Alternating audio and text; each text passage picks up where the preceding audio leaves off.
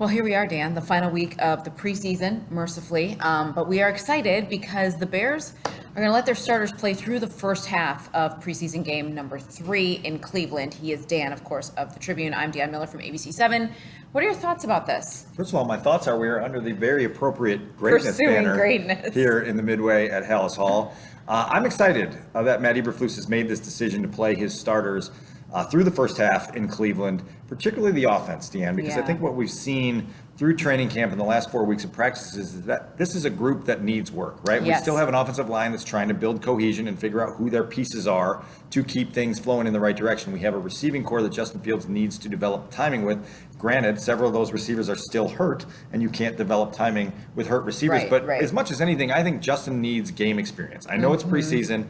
I know it comes with risk, but for a young quarterback learning a new system with so many new parts around him, I think game experience with the speed and the intensity and the things that it will challenge him to do will be beneficial for him. And so I applaud Matt Eberflus's decision to go against what a lot of other teams are doing, to understand the current state of his team and turn Justin in the offense loose. I do too, and I will be honest, coming out of Seattle, I didn't think he was going to play them. I really didn't, and I felt like he was kind of, we're going to look at that and kind of hemming and hawing around it because of the obvious risk that's involved. But with that 2 weeks on the other side, that gives them a chance to kind of recover from this. Yeah. I don't think they're going to do anything grossly taxing. They're going to do the best that they can do to keep him protected and all those guys as healthy as possible. But you're right. They need the reps. They need to work together. They need to continue with that cohesion that they say is coming. Now show us when it's not against your own defense, right? Like show that it's actually going to be there week 1 and they're going to feel confident heading into week 1. No doubt. And I think Matt also referenced the need to kind of polish up the operation, right? What do the huddle mechanics look like? What is it like getting to the line of scrimmage, seeing the pre-snap adjustments you need to make? What is it like to run a 2-minute drill at the end of the half? Hopefully you get the opportunity late in the half to get the ball and practice some of that situational football that they've been stressing. Again, the third downs, right? Red zone opportunity hopefully will come at some point. The Bears have only scored 3 points with their first unit offense in 4 possessions. Yeah. You know, and I both know, math major, 0.75 points per possession is not going to get it done in the NFL. So let's see the Bears have multiple scoring drives. Let's see them score a touchdown with their first unit in the preseason and maybe build some of that confidence, trust, and really some momentum heading into week 1. Equanimeous St. Brown is the one with the most experience in this offensive scheme that's in that receiver room and in that huddle and understands the importance of building on those plays, right? Like stacking a couple of drives and even feeling that fatigue towards the end of the first half. Like what will that feel like?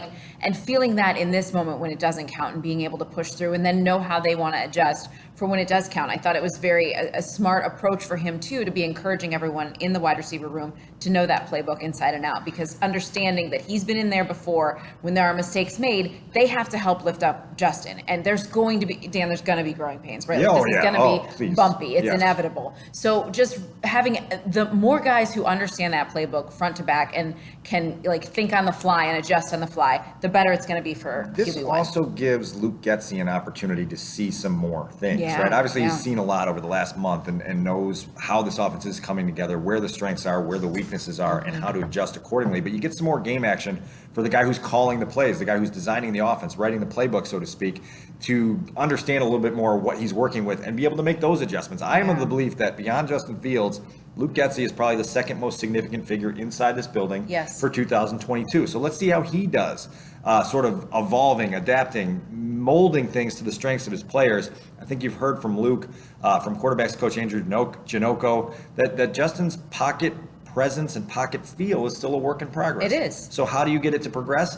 You get more experience, right? You teach a young quarterback how to climb the pocket, when to scramble, when to, get on the move and use that strength of his to his advantage. And if you don't have game experience, you're never going to develop that feel. So let's see where he goes with that. Now, I don't know how much it matters, but the Browns at the time of this taping have not said whether their starters are going to play or not. I don't care either. I don't really think it matters. I think this is more about the progress we see from the Bears. And I also, let's switch sides of the ball, because getting Roquan back at practice is a very big deal. Very big deal. And to hear both Jalen Johnson and Eddie Jackson talk about like they almost have a swagger back about them, right? Like, this is our leader. This is the missing piece to the puzzle. Now we're going to do some fun things. Now we're going to move forward. And I love that Jalen talked about that unspoken communication that they have for a group that is so young and has some rookies out there, to have guys who can look at each other, know what the other one is thinking, is going to be so vital to any sort of defensive success. I think it's a big deal that Roquan gets some game reps. Yeah, so this is noteworthy, Dionne, that Roquan will play Saturday. Yeah. Listen, he had his first practice of training camp on Saturday. Yeah. Right? So it's 1 week apart from his first practice to his first game in the preseason. He's obviously been working off to the side, staying in shape, trying to ramp up, as Matt Eberflus consistently says, to get himself ready to play a game. Yeah. And now let's see what it looks like. He's flown around in practice, the couple practices we've had a chance to watch this week and over the last weekend. And so now, can Roquan compartmentalize his dissatisfaction with the business side of his football life with the playing side of his football life? And the playing side of his football life is going to present him with a golden opportunity in 2022 in a defense that should highlight his strengths to go out and earn a contract, whether it's from the Bears, whether it's from one of the other 31 other teams. Roquan's got a chance to play to a high level and then be rewarded accordingly. Let's see where he takes that. Yeah. I think he does have the professional gear to put this stuff to the corner, right? You do? Yes. See, Dan, this is my concern, because everybody said that, he'll just put it aside, it'll be fine. But he didn't get what he wanted. He openly said it's distasteful. Like, yes, it didn't go well. So how do you just go out and say, I'm just going to play football and it doesn't matter anymore? Professional pride, right? Yeah. I've talked about this before. There are a lot of people, potentially even two sitting here, that have at times in their life felt underappreciated or undervalued by the people they work for. And they still go out and they do the best work they possibly can because it means something to them. And I do think this means a lot to Roquan. And I think he said, not to be understated, that his loyalty is with the guys in the locker room and the city of Chicago, and the fans of Chicago. And I think that's significant because it gives him purpose, right? It gives him drive to block out the contract discontent and push himself forward in a way that enlivens the people around him. And you mentioned it. Eddie Jackson called him the missing piece of the puzzle. Jalen Johnson said when he's out there, there's just more confidence that we're stable, right? That we're in the right call, that we're ready to go. And so his presence makes a big difference to this defense. And this defense is in stark contrast to what we've seen from the offense. I feel like this defense is ready for the regular season. Not saying that they're going to be a top 5, top 10 defense, but this group looks like it's ready to compete at a level that puts you in position to win games. Now the offense has to catch up. And so here we go, off to Cleveland to see that try to happen. Okay, can I be real? Like, I had a hard time. I had a hard time believing in the hits principle too when it was first presented to me. But hearing the guys talk about it and that level of buy-in has been impressive. I don't know that that's just preseason talk, Dan. Like, I really think they're seeing it on tape that it makes a difference.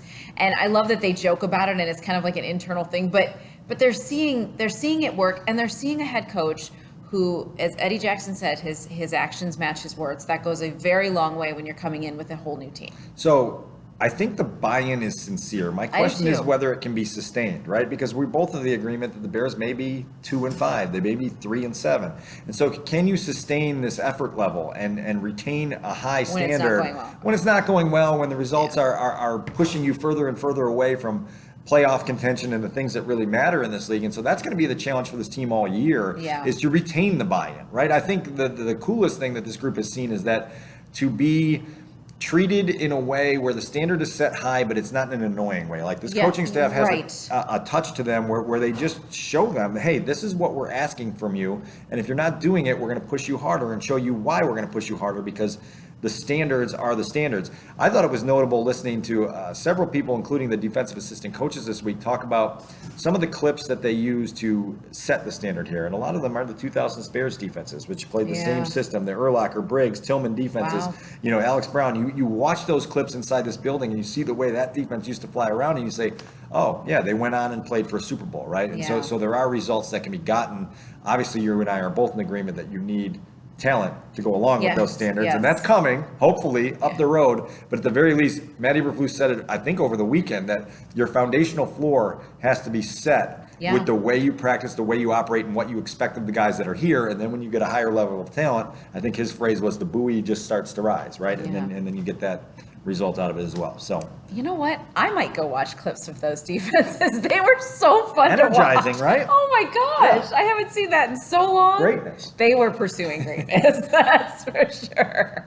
All right, I guess that's it, right, Dan? Yeah. It's weird. It's kind of awkward that we're right here. No, it's not. not. I mean, it works. It's I not guess awkward it at all. works. We're always in It's pursuit not? of greatness.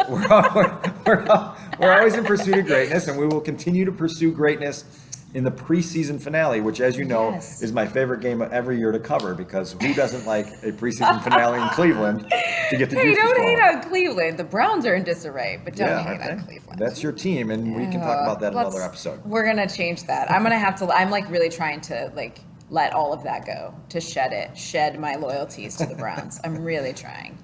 He's Dan. I'm Dionne. We'll see you next time.